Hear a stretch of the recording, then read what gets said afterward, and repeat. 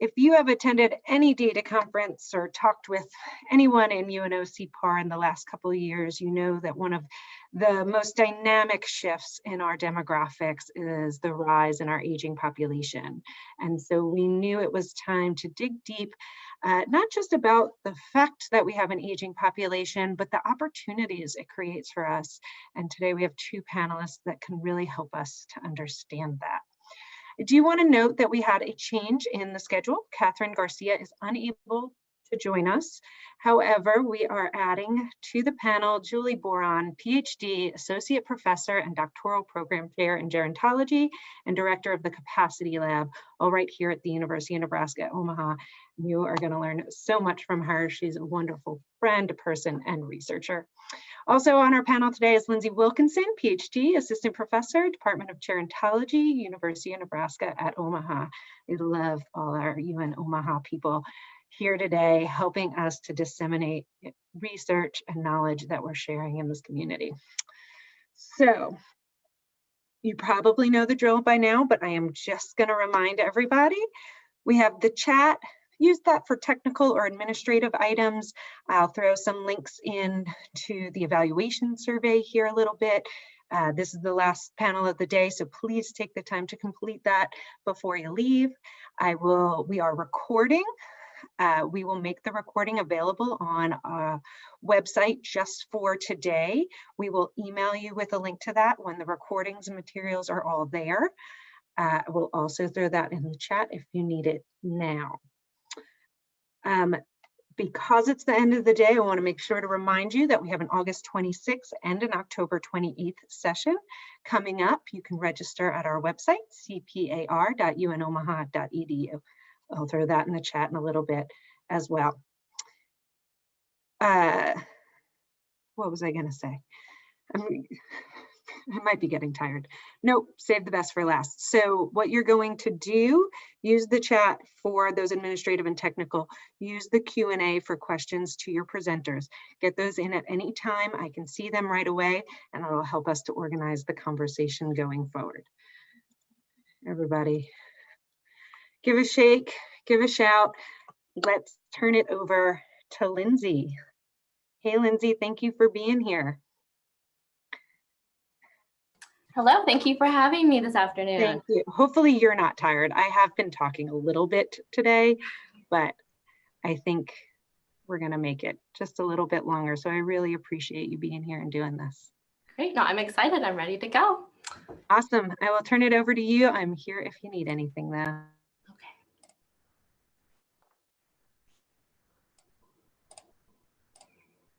Okay.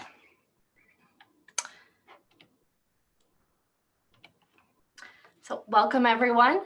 This afternoon, I'll be presenting on the imprint of major historical events on the lives of older adults, lessons learned, and future directions.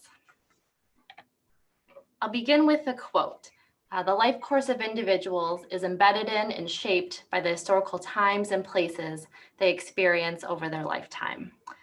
This quote from a leading sociologist and life course scholar, Glenn Elder, highlights the importance of historical times in understanding the life course of individuals. Imagine two older adults, both 60 years of age. One is in excellent health, the other in poor or fair health. In order for us to better understand or explain such inequalities, especially in older adulthood, it is essential that we not only take into account a person's current life circumstances, but also their life history, which includes their personal life experiences, as well as the macro level events they encountered over their lifetime. So in other words, to strengthen our understanding of differences in the aging process, variability in the aging process, it is important to recognize experiences and exposures, big or small, in a person's life. So the purpose of the presentation today is to overview past and current research on the influence of major historical events and suggest next steps, including identifying relevant data sources. So I'll begin by discussing research on past historical events. COVID-19 is certainly a major historical event, but we can look at past research to guide us in this exploration. Next, I'll talk specifically about the impact of the COVID-19 pandemic. I'll share data and findings from a survey of older Nebraskans, and then I'll end with future directions for consideration. So in terms of some background, past research has uncovered both short and long-term consequences of major historical events on individual life trajectories. These historical events have ranged from anything from recessions and depressions to epidemics and pandemics to natural disasters, just to name a few. And given that we're in the midst of a major historical event currently, we'll discuss COVID-19. So emergent evidence on the COVID-19 pandemic has begun to reveal how it has impacted not only physical health and longevity, but also the psychosocial well-being of older adults. So my interest in studying historical events was inspired by Elder's research, who I quoted earlier, his longitudinal research on the children of the Great Depression, which provides a compelling account of how historical times shape individual life trajectories. He noted that the Depression was not the worst of times for all parents and children, although few were in a position to regard it as the best of times. He studied two cohorts of children growing up during the Great Depression. He called the studies an experiment in nature, with some children growing up in deprived families and others in non-deprived families. And this research revealed not only differences in adolescent outcomes between the deprived and non-deprived children, but also important cohort differences. So the younger cohort at the time of the Depression was more adversely affected. This was a novel finding and one that contributed to important theoretical developments in the field, including the proposition of historical time and place quoted earlier. Again, that the life course of individuals is embedded in and shaped by the historical times and places they experience over their lifetime. Now, during the time of the Great Recession, this led me and many others to question the impact of the recession of 2008, dubbed the Great Recession, and to specifically look at its effect on older adults. I've spent several years conducting research in this area, and so we'll talk next about some of the findings from this research. So just some background on the Great Recession first. The National Bureau of Economic Research determined that the Great Recession began in December of 2007 and ended in June of 2009, with recessions defined by a significant decline in economic activity spread across the economy. Unemployment during the Great Recession began at 5% and peaked at 10%. Unemployment was higher for Black and Hispanic adults and also for men. Household spending decreased in nearly every major category, with one exception being healthcare. In addition, data from the Pew Research Center revealed significant losses in household wealth, with median household wealth in the US decreasing by 66% and 53% among Hispanic and Black households, respectively, between 2005 and 2009, compared to just a 16% decline in net worth for white households. So how did older adults in particular fare during this time? While there's evidence that the Great Recession delayed retirement and increased unemployment, this is problematic because once unemployed, it becomes more difficult for older adults to regain employment because of their age and also their typically higher earnings. And if they do regain employment, they're often paid much less. Also, during times when retirement wealth should be increasing for older adults, there was instead decline. The recession also contributed to financial worries, including worries about whether these individuals would be able to get along on their income during retirement. Many older adults also had to cut back on spending and turn to savings. Beyond the financial realm, the recession also had harmful effects on individuals' mental and physical health, leading, for example, to worsening anxiety and depressive symptoms. And many of these studies have shown health effects of the recession years after it officially ended. So what are some lessons learned? Well, major historical events such as the Great Recession, we see impact multiple life domains, including mental and physical health. It's thus important to consider domains other than the one in which the stressor originated. For example, the effects of the recession again extended beyond one's financial situation and influenced mental and physical health. We also learned that the effects persisted well beyond the conclusion of the event. In the case of the recession, there was a very slow recovery period, and so there were lingering effects. And not all groups are equally affected, as discussed on the previous slide. There may be differential effects of an event by race, gender, social class, or other personal characteristics. So these are all things to look for in our exploration of the impact of the COVID-19 pandemic. So turning to the pandemic, in the US, the number of total cases exceeds 33 million to date, with more than 600,000 deaths since the start of the pandemic. And in the table below, you can see that older adults are at a heightened risk for both hospitalization and death. Compared to those 5 to 17 years of age, for example, the rate of death is 400 times higher for 50 to 64-year-olds and 7,900 times higher for those age 85 and older. So while older adults are more vulnerable as a whole, there's also important age heterogeneity, with older age groups at greater risk.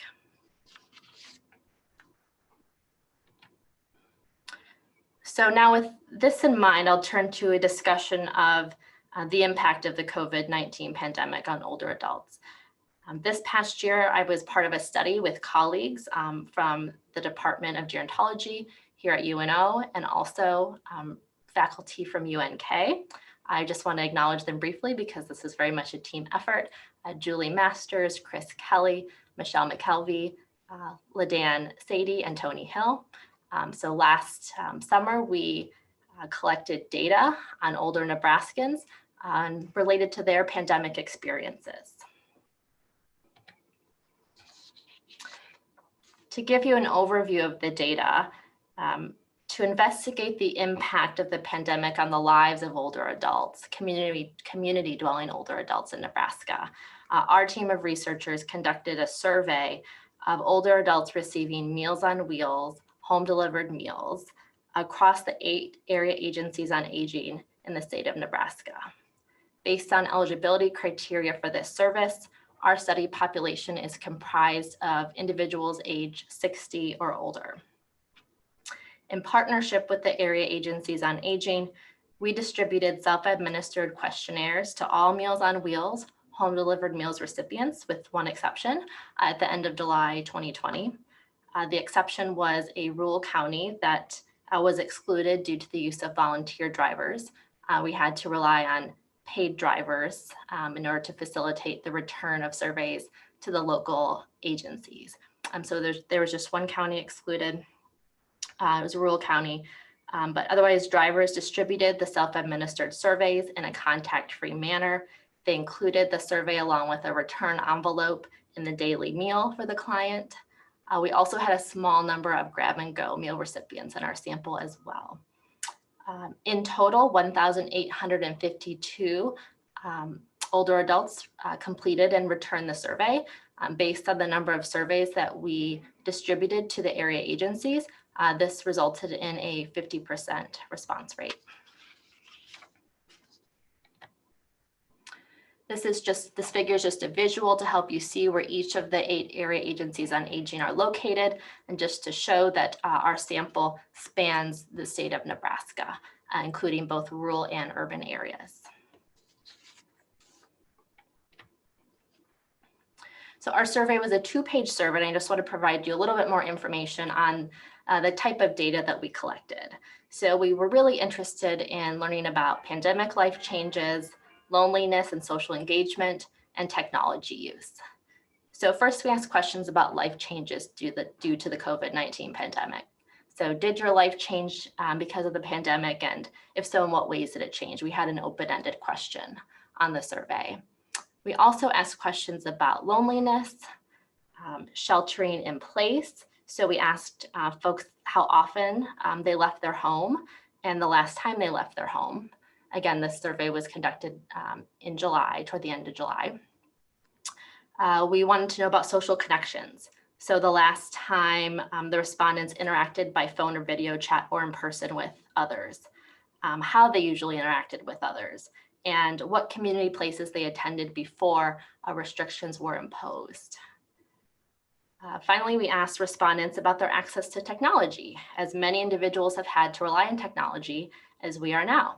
They've had to rely on technology to meet their basic needs and to maintain social ties during the pandemic. So we asked questions related to telehealth, ownership or access to different communication devices, and internet access. So next I'll walk you through a summary of our survey findings. So the first question on the survey asked, has your life changed because of COVID-19?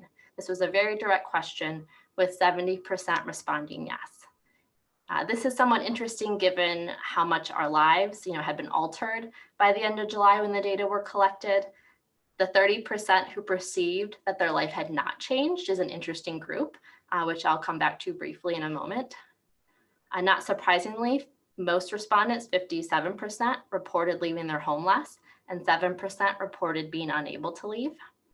People who had left their home more recently were more likely to perceive that their life had not changed due to the pandemic. When asked, since COVID-19 began, when was the last time that you left your home/apartment to do something other than get your mail, newspaper, etc.? 1 in 4 responded that they had not left their home in over a week. And one of the implications of this is that 42% of respondents had to skip or postpone a healthcare visit as a result of the pandemic. This is a vulnerable population vulnerable to poor health due to both their age and their social and economic needs. And our results indicate, again, that just under 1/2 of respondents had been unable to visit their healthcare provider on at least one occasion during the first several months of the pandemic.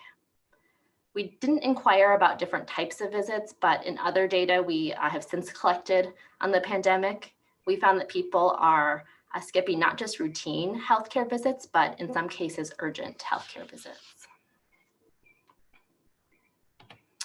Now we'll turn to findings on loneliness. So our results reveal that 39% of respondents reported feeling lonely when simply asked, do you feel lonely? Moreover, those respondents who reported feeling lonely were more likely to say that the pandemic had impacted their feelings of loneliness and that they felt lonelier now than before the pandemic hit. In terms of the significance of this outcome, loneliness is a serious threat to public health. Past research, as discussed in a recent report from the National Academies of Sciences, has found associations between loneliness and numerous mental and physical health conditions. It's associated with an increased risk of depression, anxiety, dementia, cardiovascular disease, diabetes, and even premature mortality. Loneliness in this report was also associated with increased hospitalizations and doctor's visits. So the prevalence of loneliness is noteworthy in terms of its consequences for so many health outcomes. On a more positive note, 98% of respondents reported having someone they could contact if they needed help or wanted to visit by phone or video chat. This finding, our team believes, speaks to the power of Nebraska's area agencies on aging and their unwavering support of older adults during this very difficult time. And the majority of respondents, 73%, we found had interacted with someone by phone or video chat within the last day, but close to 7% reported that it had been more than a week since their last interaction. Lastly, I will focus on findings related to technology and telehealth. So in the graph on the right side of the screen, you can see how internet access varied at home among respondents. So 46% reported no internet access, 9% non-reliable internet access, and 45% reliable internet access.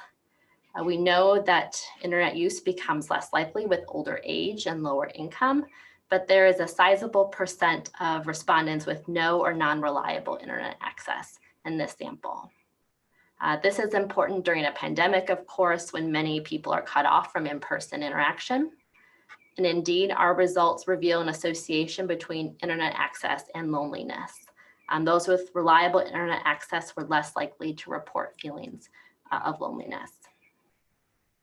Now, many people use smartphones to stay connected, particularly if they do not have broadband at home.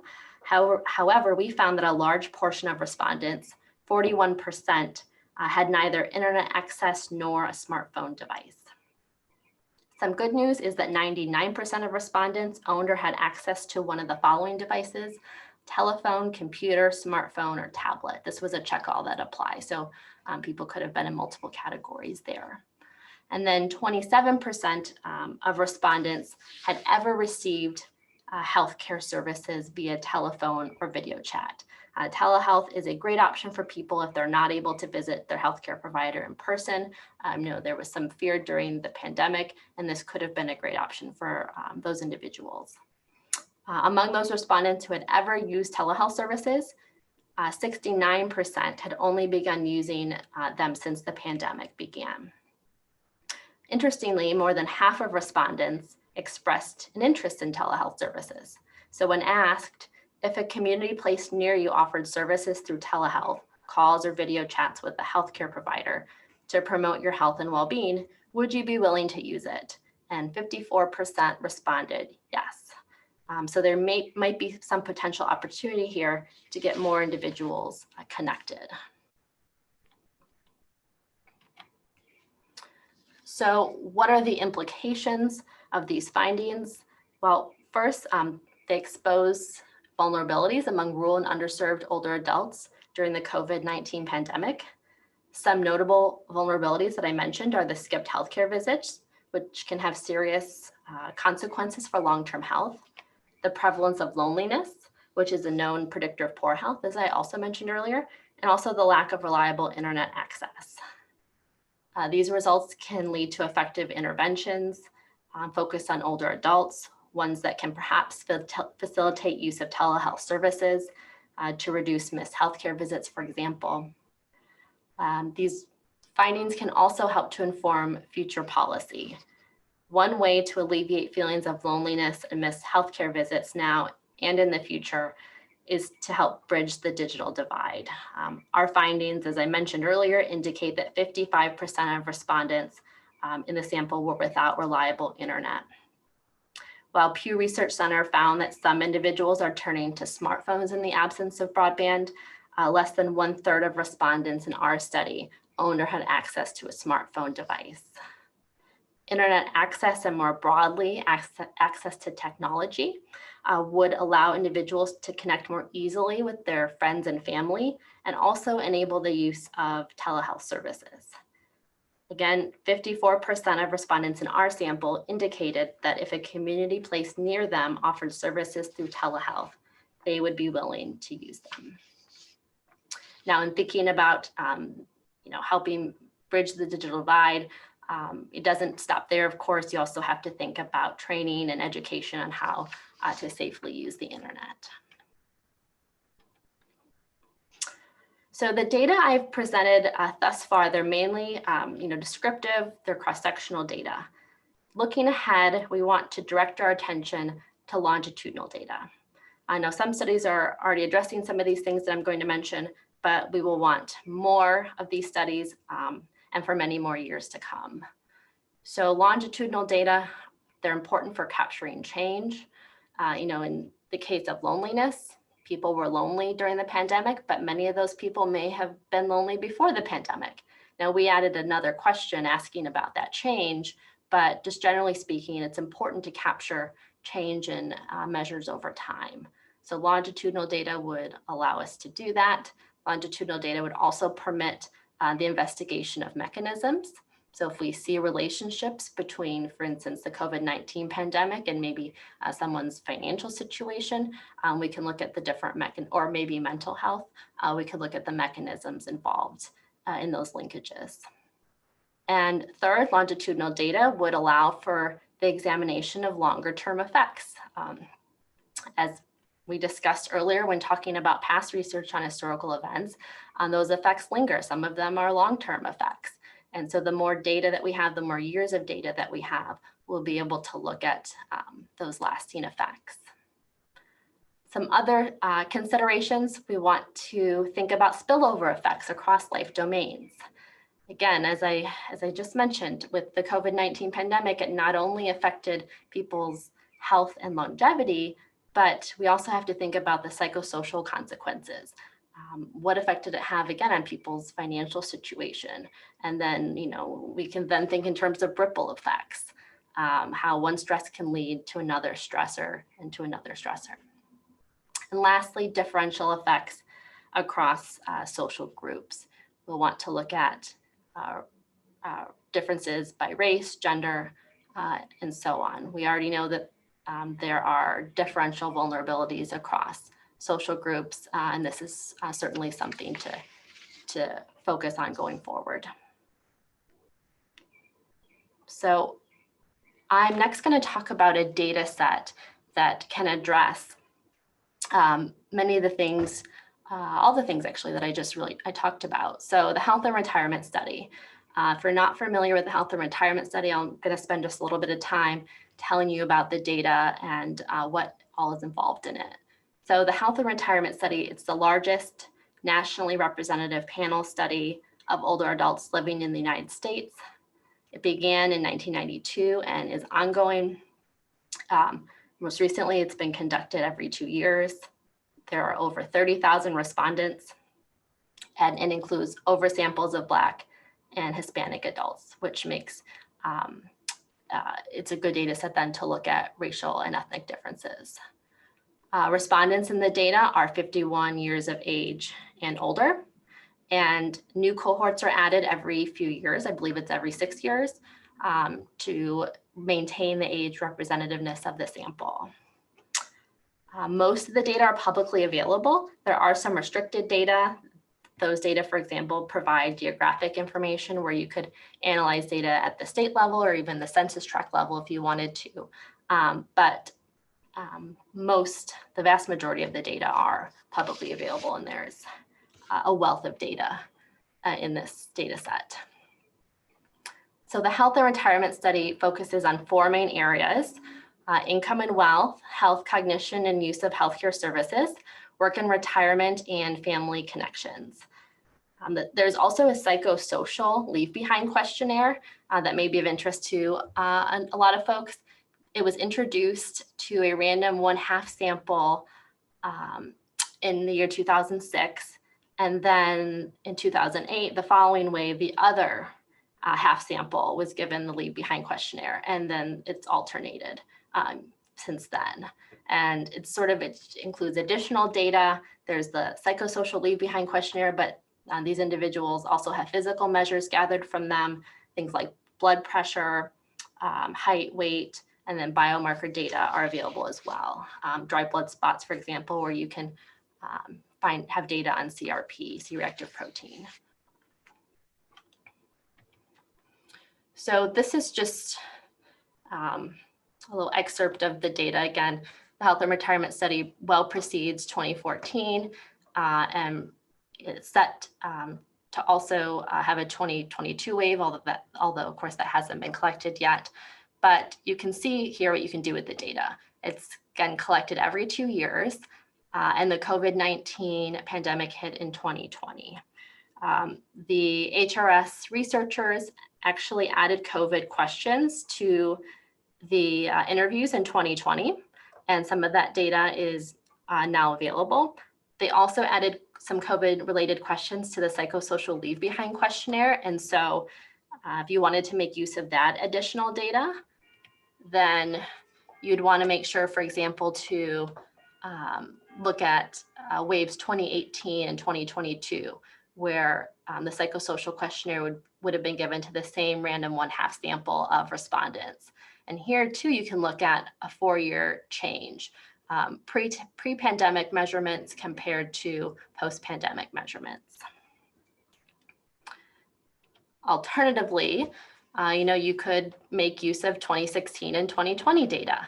Again, pre-pandemic and depending on when the survey was received, likely post-pandemic measurements as well. So this is going to allow researchers to measure change in different outcomes over time, perhaps change in loneliness, for example, or mental health. Just want to point out a couple of other data sources if you would like to check out when you have time. There's a national, well, I should say that both of these data sets, the National Social Life, Health, and Aging Project and the Midlife Development in the United States, these are panel studies like the HRS. They both include at least 3 waves of data. The National Social Life, Health, and Aging Project is conducted, there are 3 waves as of now. It's conducted every 5 years, began in 2005, 2006. The latest wave, wave 4, was disrupted by COVID, but my understanding is that they did collect some COVID data this past September. And the MIDAS, the Midlife Development in the United States study, there's 3 waves of data at this point, beginning in 1995, 96, collected every 10 years.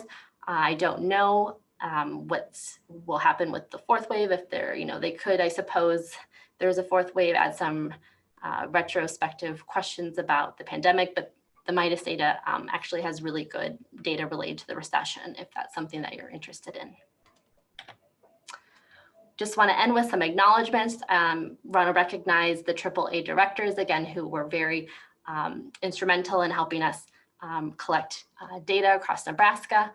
The other faculty members on the research team, David, Tara, and Melanie, with CPAR, who helped with the demographic data, graphics, and maps, some of what you saw in the presentation.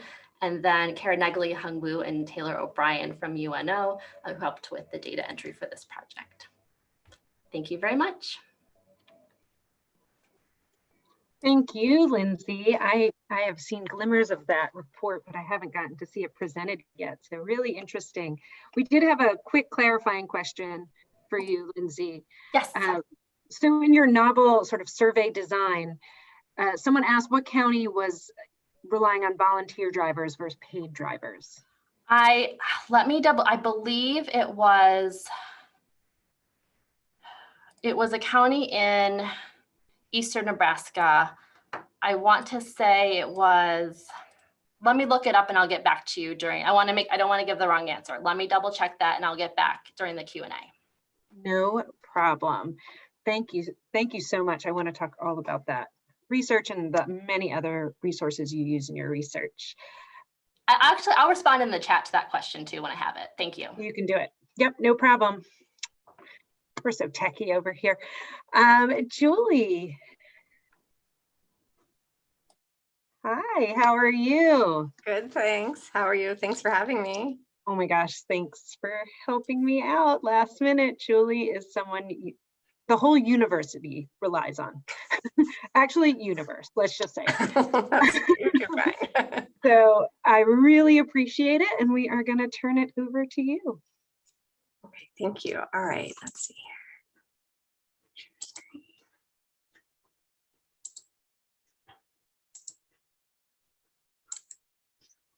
Okay, all right. Good afternoon, everyone. Thank you for your attention for the last presentation of our conference series today. So thanks again to Josie for the invitation. Today, I'm going to talk to you about a series of projects, all that have the overarching goal of achieving and maintaining capacity to retain quality of life and independence with age. And pretty much all of the studies that I'm going to present on, with the exception of one, which I'll clarify when we get to it, are data from our Aging Nebraskans. So with my lab group, our goals are to achieve and maintain optimal capacity. And I mean that in a few different ways. Most exclusively is cognitive capacity for decision-making purposes, but also physical capacity so that we can get around and do what we need to do in our everyday life.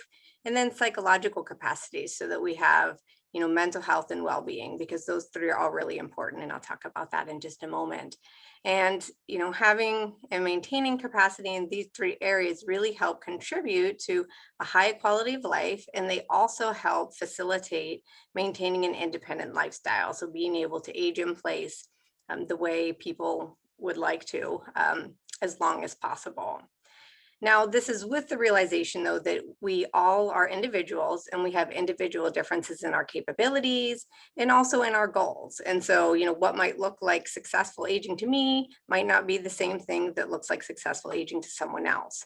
And so I like to also keep that in mind when doing my research, that, it's not a one size fits all, and different things are important to different people. And so that's where we kind of acknowledge that at some points in time, people may be more or less resilient than others. People may experience, more exacerbated change than other individuals, and may be more or less available to experience change.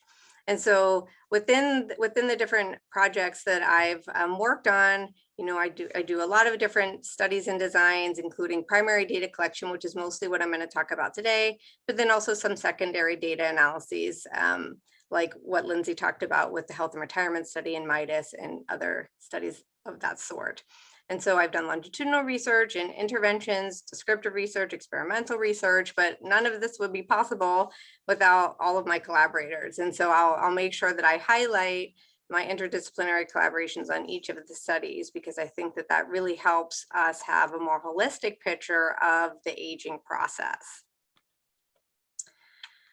So when we talk about quality of life and maintaining independence, I mentioned those three areas: cognitive, physical, and psychological capacity. For cognitive capacity, I'm mostly referring to decision-making. For physical capacity, I'm talking about the ability to do what we need to do in our everyday life. And for psychological, that's kind of mental health and well-being. And there are obviously various behaviors that we know can help maintain our capacity and that are important to quality of life and independence. And so, these are things we can all think about, that we all know, getting enough sleep, healthy eating, engaging in physical activity, being socially engaged to the degree that we prefer, being able to complete our activities in our everyday life, and then also disease and disability prevention.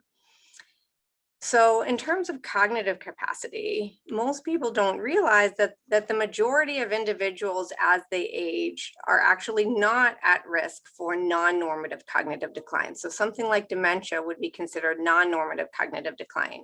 So those that have a diagnosis of dementia actually only represent about 10% of those 65 plus. Now those rates do increase a little bit to around 17% in those between the ages of 75 to 84. And then for the oldest old, which is the 85 plus, it's close to a third, it's around 32%. Now with mild cognitive impairment, which sometimes, you can see in this figure here, sometimes mild cognitive impairment progresses to dementia and sometimes it does not. Those rates vary. And so around 15% of the population age 65 plus could be categorized as having mild cognitive impairment. And so, this is something that's of great interest to me. What can we do to kind of detect as early as possible if somebody is starting to head down a non-normative trajectory, whether that's mild cognitive impairment or, a full-blown dementia diagnosis? And is there something that we can do to intervene to either slow, stall, or even stop that trajectory? In terms of physical capacity, something that's extremely important is being able to decrease risk of falls. So fall risk does increase with age. And you can see in that figure here that around 1 out of every 4 adults age 65 to 74 experiences a fall each year. That increases to 30% in the 75 to 84 and over a third in the 85 plus. And if an aging person experiences a fall, this puts them at increased risk of a subsequent fall. And about 20% of the falls, so 1 out of every 5 falls, can lead to serious injury, like a broken bone or a head injury. And so falls are actually the most common cause of traumatic brain injury in aging adults. And 95% of hip fractures are a result of a fall. And even if there isn't any physical consequence that's significant, there could be the psychological consequence of then the person having a fear of falling, and then that could lead them to restrict their movements about their daily life, and then that can end up leading to other health problems down the road because they're not getting enough physical activity. And then, beyond the personal consequences of falls, there's also the financial consequences. So falls, fall injuries cost, over $50 billion, in any given year, and it accounts for about 75% of the costs billed to Medicare and Medicaid. And then finally, for the psychological capacity, we're talking about, people being able to adapt to the changes that they might experience with age in terms of, social networks, in terms of roles, in terms of, how they're able to spend their time. And so it's really important to, be on the lookout for, even preclinical levels of depression and anxiety in particular, or, substance abuse is also higher prevalence in older adults. And so, it's looking out for mental health and well-being, because if we don't have that, it can decrease quality of life and then ultimately increase our healthcare burden. So this is just showing you basically that, physical, cognitive, and psychological capacity are all important. We know very well about this mind-body connection now. How we're feeling physically influences how well we make decisions, and influences our mood, and vice versa. And so I'm going to start to transition now into talking about some health behaviors that I've studied that have an influence on both physical, cognitive, and then psychological well-being. And so, I'll talk a little bit about exercise, and also food and dietary choices in two of the studies that I'm going to present. And so this is just kind of giving you a brief summary of where I'm going to go in our remaining time that we have today. And so I'm going to present briefly on a study that focuses on exercise and food choices, a study on resiliency and complexity, a dance intervention using the Biolamos dancing, and then technology and aging. And then I'll briefly talk about policy. Okay, so starting out with the Food for Health study. So this is actually an experimental design that we're doing, and we're interested in understanding how exercise can influence food choices in aging adults. And so, across people of all ages, regardless of whether we're talking about adults or children, rates of physical activity are lower than they should be. And 2/3 of American adults are considered overweight or obese. Among older adults, only about 1/4 to 1/3 are considered active. And for those age 75 plus, only about 1/3 are considered active. And so the rest are not, and that's, really problematic. We know that not only does physical activity lead to higher rates of obesity, but there are physical changes with age. And so if somebody's not physically active, it can, increase rates of sarcopenia, muscle loss, increase rates of, fat deposits, which is, increases BMI. We also know that nutritional deficiencies can lead to non-normative cognitive changes, so that can make people at greater risk for dementia. It can also impair decision-making, and obviously can make them at higher risk of other chronic conditions as well. And so the focus of our research is on exercise and food choices. And we know that exercise improves appetite control, and that can impact the foods that we then ingest thereafter, and that can be beneficial in preventing unhealthy weight gain.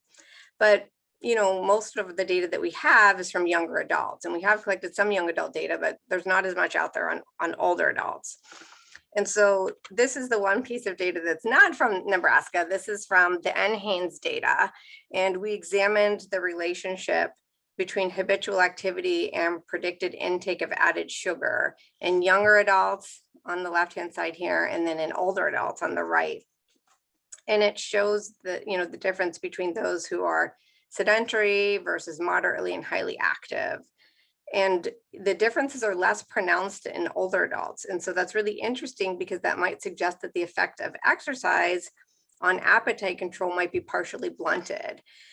And so, that's why we're really interested in doing an experimental design to see how a bout of exercise actually influences appetite regulation. And so we've already done this in younger adults, and we demonstrated that when somebody engages in exercise, they shift their food choices towards greater and more immediate food consumption. And depending upon what that consumption is, that could be positive or negative. And we're actually right now underway collecting data on the older adults. So if you know anybody 65 to 75 that might want to participate, let me know, because we're really looking forward to the results of this study. And, you know, I have 3 collaborators here. They used to all be at UNL, but now one has moved to the Technical University of Munich. But Jeff Stevens and Carrie Savage are both still at UNL. Okay, moving on to the resilience and complexity study. So this line of research is looking at how people manage completing multiple tasks at the same time in everyday life, because we know that, you know, we're almost always multitasking, and there you see a person walking and talking on the phone. That's something that a lot of people really commonly do, but that's actually a dual task. It's multitasking. You're engaging in the motor task of walking while you're also engaging in the cognitive conversation. And sometimes people can become overwhelmed when there's multiple competing demands on our attention. So if, like in that picture, you're walking and talking, but then you intersect with a busy crosswalk, you're going to have to delay that conversation to safely cross. And so we have to have a trade-off here. And so we were really interested in what happens with age in terms of this trade-off. You know, do we prioritize, you know, the physical safety? Do we prioritize the cognitive component? You know, what happens? And so we did a study that involved having people have conversations while they were, you know, either just sitting down or while they were walking. And we had them engage in just, you know, easy conversations, just, you know, something about every day, you know, tell me your favorite place to travel to, that sort of thing, versus more uncommon conversations where we made them think a little bit deeper, like, tell me the person who had the greatest influence on your life and why. And, you know, we did that in those 2 separate conditions of just talking and sitting down versus talking while walking. And, you know, what we found here is we did this in young, middle-aged, and older adults. And I'm just going to orient you to this figure a little bit here. So the blue bar is talking only while seated with a common conversation. The red bar is talking only while having an uncommon conversation topic. The green bar is walking and talking at the same time while having a common topic. And then the purple bar is walking and talking at the same time with an uncommon topic. And we noticed that both younger and middle-aged adults use more tentative words. So that's kind of an indication of less cognitive complexity during this kind of purple condition than the older adults did. And so that actually means that the older adults enhance their cognitive complexity during the most challenging condition, which is really interesting. However, to kind of complement this bottom figure shows how fast they were walking. And we do see that, you know, in the purple condition, you know, everybody decreased their walking performance. They started to walk slower when they were talking, especially with an uncommon topic. So our goal here was to explore how cognitive complexity impacted task prioritization among young, middle-aged, and older adults.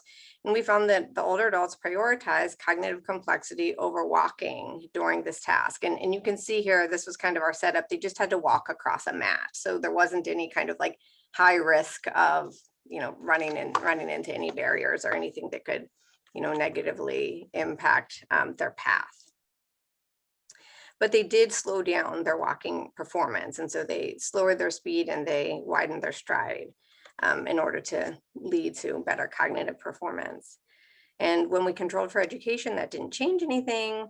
And this can be interpreted as, you know, older adults' life experiences provided them with greater ability to maintain their cognitive complexity. And we do know that, you know, vocabulary is one of those abilities that tends to continually increase with age compared to some of the other cognitive functions, which we see kind of a normative slight decline. So, you know, that also helps, you know, support these findings. And so, you know, we just learned that life experience is an important piece to account for cognitive complexity. And so this study is actually complete, but right now we're working on a follow-up to this where we're integrating the relationships between physical resilience, so how somebody does, when they're walking or when their walking is disrupted, psychological resilience, so that's looking at that mental health and well-being, and then cognitive resilience, so how they perform in terms of decision making under different types of stressful conditions. And we're hoping that this collection of research will help inform us as to being able to detect people when before they get to a non-normative trajectory where it would lead to a fall or it would lead to a diagnosis of mild cognitive impairment or dementia. And both Dr. Jenny Yentes from UNO Biomechanics, she has just recently left for Texas A&M, and Dawn Venema, who is at UNMC in the physical therapy department, are my colleagues on this study, as well as one of our gerontology doctoral students, Judith Kim. Okay, and so keeping along with physical activity and cognition is my next study that I wanted to talk about, and that's our Bilamos dance intervention. So this is optimizing community efforts. Our main purpose was to enhance physical activity in the aging Hispanic and Latino population, but we wanted to do it in a way that was culturally relevant, but also intergenerational, so that not only would there be a physical benefit, but also this social cognitive benefit of this social interaction. And so this was actually a three-pronged approach, and today's actually our last day of data collection.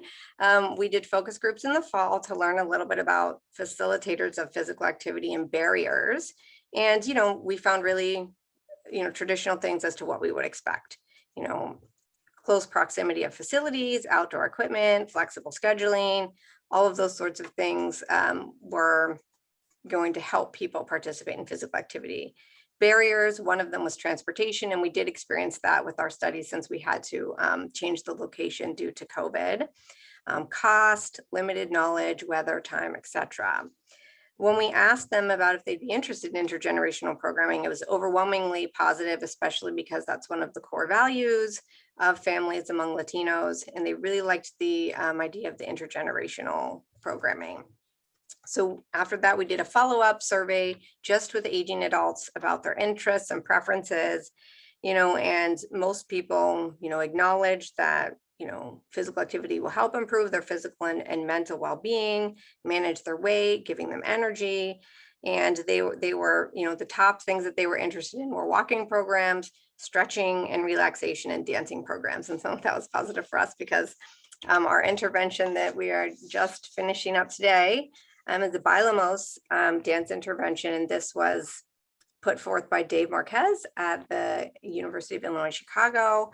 And he's done that with aging Hispanic and Latino populations in the Chicago area, but they've never done it as an intergenerational program. And so we're the first ones to do it as an intergenerational program. So I hope to have really great data to share with you in the future about that. And my colleagues on that project are Dr. Athena Ramos, who is in public health at UNMC, and Dr. Danae Dinkle, who is here at UNO in health and kinesiology.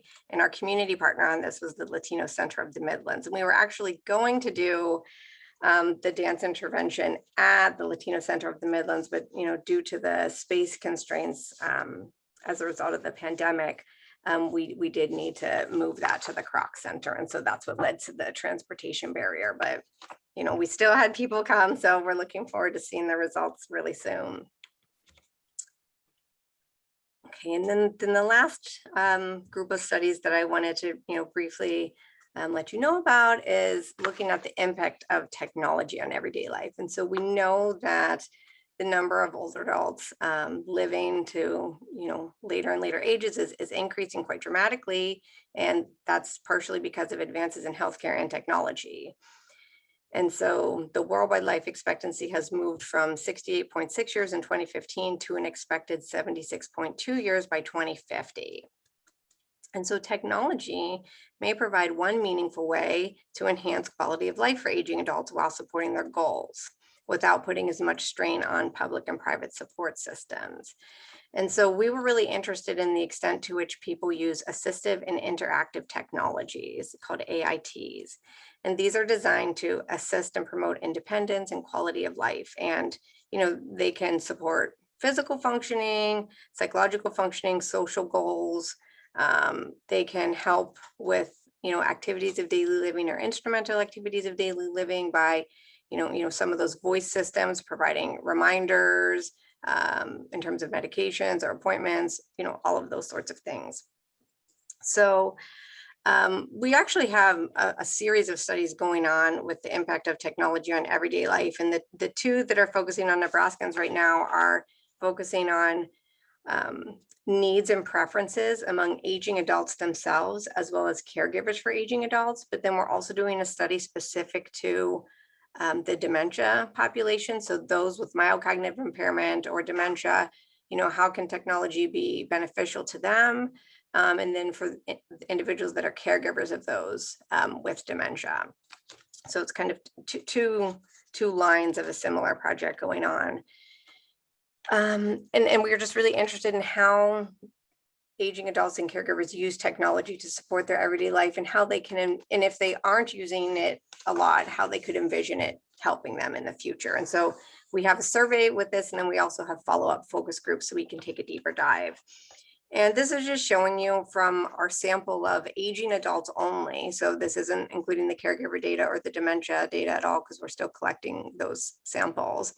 That, for those who responded to our survey, a really high proportion of them were using technology in some way, shape, or form. And so that's really positive. And they were using technology, this is just showing you just one table, but when we dug a little deeper, they were using it in ways to support their goals, to enhance the amount of control that they had in their everyday life, to enhance their independence, their pleasure, and their self-awareness. And so, again, this is kind of in progress, but stay tuned in terms of relevance to caregiving populations and also dementia-specific populations. Okay, finally, in terms of policy relevance and implications for these four different studies that I briefly presented on, for the food for health, understanding how people make food choices in an appetite suppressed state and commit to those in the future can let us know what will produce healthier outcomes for people of all ages. And this is really helpful in letting us understand how the physical and the neurological benefits of exercise will reduce both cognitive and physical impairments and even fall risk. It may also help mitigate muscle loss and prevent or reduce obesity. And it should also extend those disease-free years, which is a significant, public health issue. And so this could be a non-invasive tool to improve appetite satiety and appetite and satiety control, and also decrease chronic disease prevalence. And so kind of reducing those years of morbidity as much as possible. For the resilience and complexity studies, how mental and physical abilities affect fall risk is obviously really important, since falls are a major public health issue. And our goal is to help prevent them. Through our series of studies, we're trying to find out ways to better detect fall risk and prevent falls. And by looking at the relationships between cognitive, psychological, and physical resiliency, we hope to be able to detect, mild cognitive impairment and early fall risk, even as early as midlife, so that we can intervene when somebody starts to be on a non-normative trajectory. With the Bailamos dance intervention, it's clear that we need sustainable interventions to positively impact health and aging in multiple ways. So, we want the intervention to target more than just one thing. And so this intervention not only targets, physical well-being, but also cognitive and social well-being. And the relevance of the culture have a huge impact on sustainability of our program and interest in the program. And so, the Bailamos program has been done with aging Hispanic and Latino populations, but Kirk Erickson out at the University of Pittsburgh has also done different types of dance programs with other minority populations that have also found to be really successful. And so I think that we need to think about that a little bit more in terms of culturally specific interventions. And finally, with technology, It can obviously improve the quality of people's lives and also assist with our functioning as well as cognitive and social engagement. And so we're hoping that technology will make it easier to care for oneself and also the loved ones that we might be caring for. And so understanding what people would like to use technology for and helping them to better integrate that in their day-to-day lives, can be really helpful in terms of, improving quality of life and enhancing independence long-term. So I just wanted to end with saying that I'm really excited about, the collection of studies that everybody at the University of Nebraska, Omaha, and the University of Nebraska system has going on. And our University of Nebraska Omaha has just recently been recognized as a member of the Age-Friendly University Global Network. And community partnerships, like with all of you, are really central to that. And that's really, important to us at UNO and CPACs and CPAR. So, thanks to all of you for your support, because, we can't focus on age friendliness and understanding life trajectories without all of your support. And if you're interested, in the age-friendly university principles, I can send you out that link. I have them pasted there, but it's a lot to read, but it basically suggests that the university endorses these principles. So that's all I have. So thanks so much for your time and attention today. Thank you, Julie. And I realized I made a mistake. Julie was recently made full professor. So congratulations. And if anyone's wondering how to become a full professor, do exactly what Julie's doing. That is the way to get it done. Such an impressive research agenda, and excited to talk about it more. Lindsay, will you throw your camera on and we can get into a little bit of a conversation about some of the ways your work crosses over and what it can teach all of us about both doing great research and the policy implications for our state. Throw your questions in the Q&A. We are supposed to be here till 4:30. We are happy to chat with you on this topic. To get us started though, I have a couple questions. So this morning we had a couple presentations on human mobility. So economic migrants as well as trafficked persons. And I don't necessarily want to compare aging adults to that group. But there's certainly some similarities in how you might research a subsect of a population. And I think there's both like an ethics around research and with some subgroups, but also a real sensitivity. I've got to think that a lot of people have some fear and anxiety about aging. And so interventions that you all are exploring to support aging may also be kind of scary.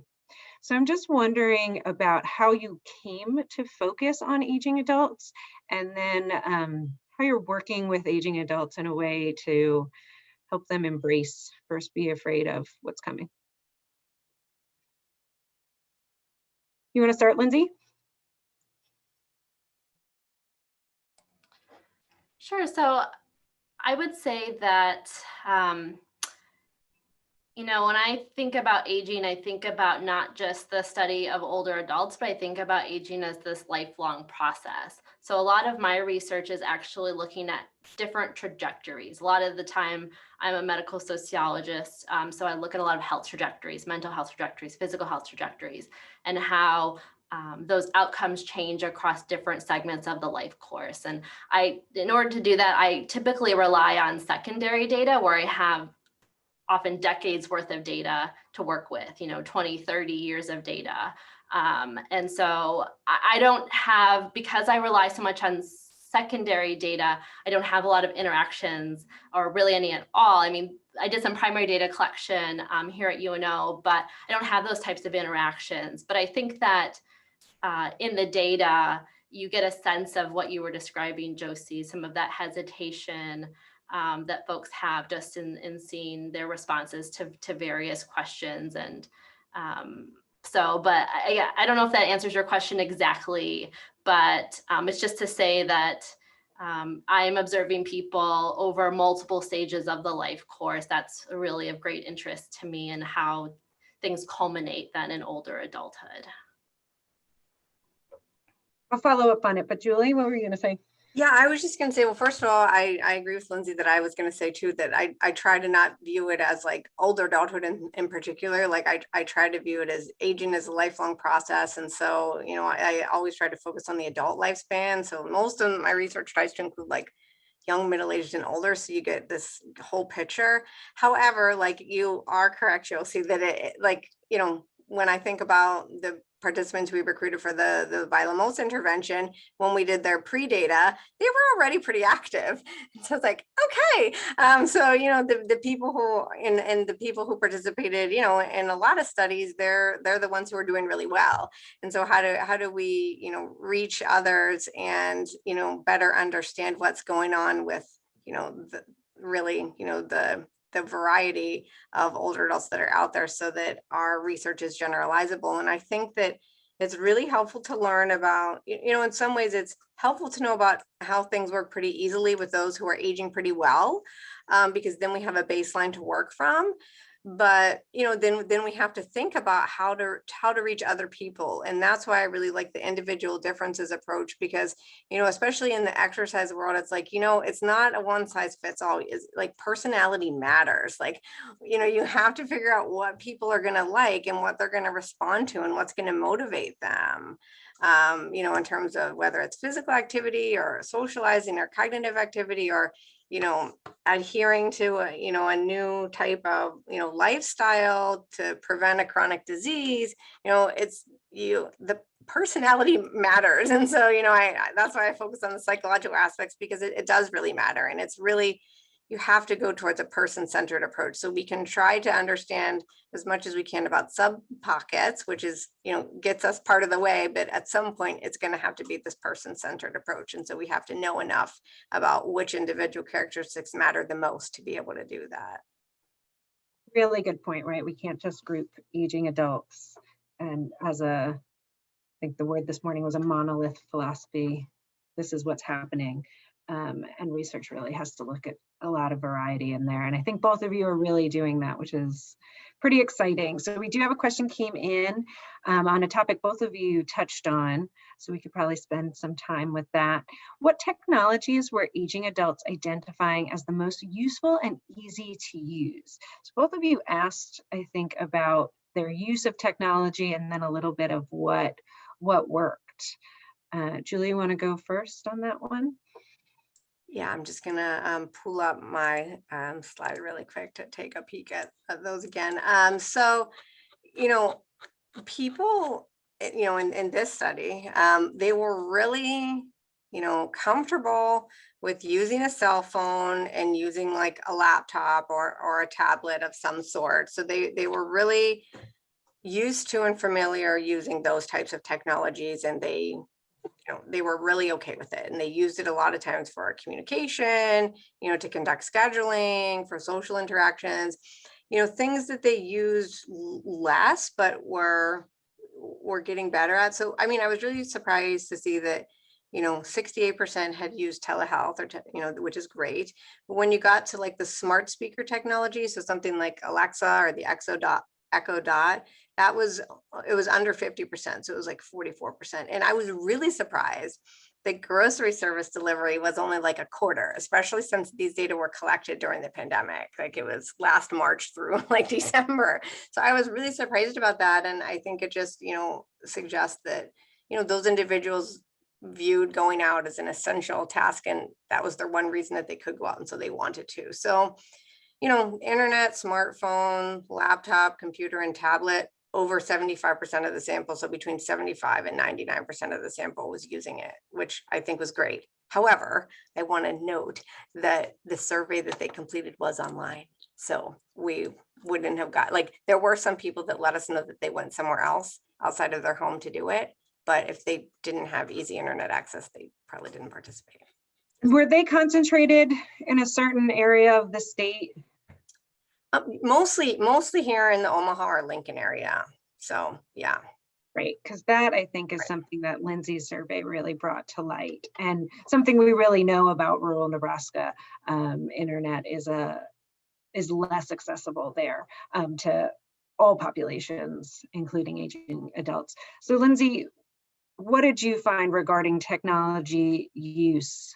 How does it compare or contrast with what Julie found? So something that I presented in my slides was we just asked some basic questions. It wasn't about necessarily ease or comfort with using different technologies, but we just simply asked, do you own or have access to these different devices? And so the most common was a telephone. And then about a third of respondents had a computer, about a third had a smartphone. Something I didn't present that we also asked about was how respondents usually interact with others. We asked whether they usually interact, and this was check all that applies, so you could be in multiple categories. But we asked about phone, email, in-person visits, video, video chat, and most people, about almost 90% said phone, which is not surprising based on what I just presented from the other question. About 20%, 1 in 5 said email. So not a ton of people using email, but given, the proportion of the sample that didn't have internet access, that's not, too low of a number. Very few people using video chat, only 9%. And in-person visits, about 46% said that was how they usually interacted. So it's, I would say, again, we don't have information on comfort. I would say that it seems based on these data, which again are rural and underserved older adults, they tend to be using the telephone still the most, and that's how they usually interact with others. Email, computer, smartphone, those things are not used as frequently. Yeah, and so I know you don't want to guess about it, but I think anyone in Nebraska would be interested. Is it comfort? Is it about willingness to use it, or is it about ability to access it? So would be interested in sort of what we learn next. Are you going to do, Lindsay, you're going to do a follow-up survey? So your survey sort of distribution method is so exciting to me. So we know that generally survey response rates are going down for all populations. And while online surveys makes it easier to take surveys, we are leaving a whole segment of the population out, especially here in Nebraska where broadband access is an issue. And so can you remind us again how you got that survey to those folks? And then do you have the response rate in front of you? And then are you going to keep using that very cool method? Because I will send some things. So yeah, we worked, the faculty team of researchers worked with each of the AAAs. We were in conversation with the directors, and we identified what time period we were going to be distributing the surveys. They told us how many surveys they needed based on how many clients would be receiving meals during that period of time.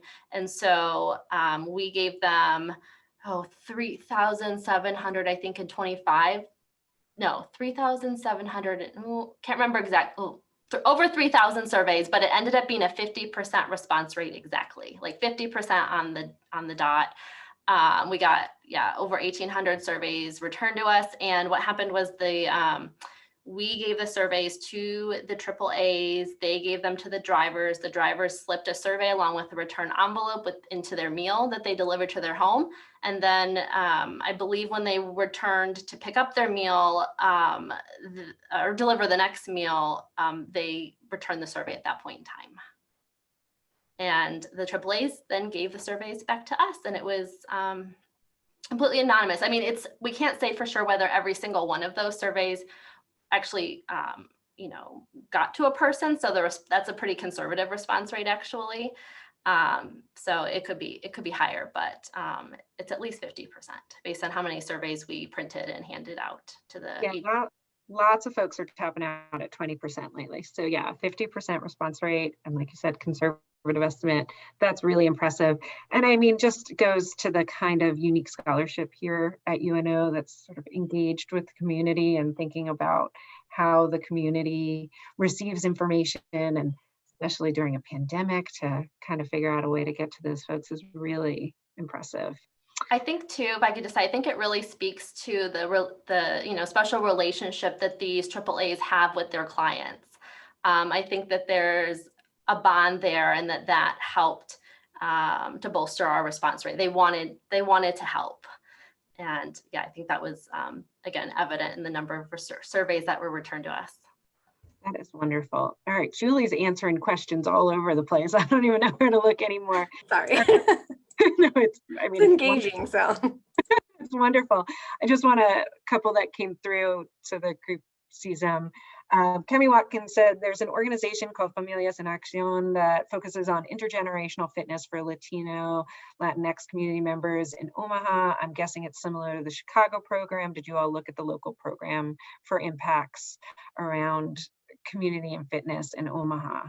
And like even broader, I'm interested in why you're looking at intersectionality with that in that program. What is it about aging, well, that was intergenerational, but being aging and Latinx,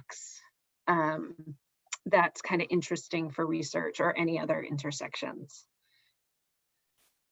Well, for us, we wanted to focus on the aging Hispanic Latino population because, just in talking with our collaborators, Athena Ramos over in public health at the Med Center, she mentioned that, the rates of obesity are higher among that population. And, just in terms of, their ability to have access to quality programming might not, it might not be as high. And we'd also been just having discussions with the Latino Center of the Midlands of like, hey, what sorts of things do you think would be interesting to the people that come to your center?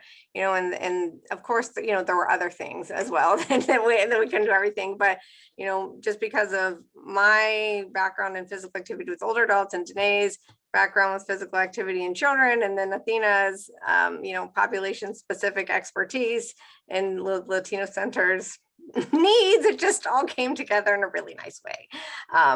But I think it's helped open all of our eyes to how important, it kind of goes back to what I said before about like finding this match. And so I know that obviously this isn't a program that is going to be appealing to every aging Hispanic and Latino adult, but if it's appealing to some, okay, then we can get some doing this, and then maybe others would benefit from walking groups or something else. And so we have to figure out some different types of programming options, but make them widely accessible. Absolutely. I love that you do that. Lindsay, I have what might be a hard question, and feel free not to answer it. But when you placed your current research on the impacts of COVID-19 on aging adults in historical context, right, having looked at the impacts of other, not pandemics recently at least, but other financial crises on aging adults, it seems to me, because of the social isolation element of what happened recently, this might have been harder on aging adults than the Great Recession was. Do you have any thoughts about that? Is that even a fair comparison? Did we do anything better this time because of what we learned from the Great Recession? Can we draw any connections between the two? Well, that's a really interesting question. I don't know that it is. No, I really like it. So I'll speculate a little bit. So what was interesting about, I think, this pandemic is that we were all in it together, right? Like, I was social distancing, you were social distancing, we were all in it together. And whereas with the recession, people were differentially affected. And certainly that is the case too with the pandemic. But in terms of the restrictions imposed during the pandemic, I think we felt, we're all kind of in this together. Whereas with the recession, so much of our mental health, for example,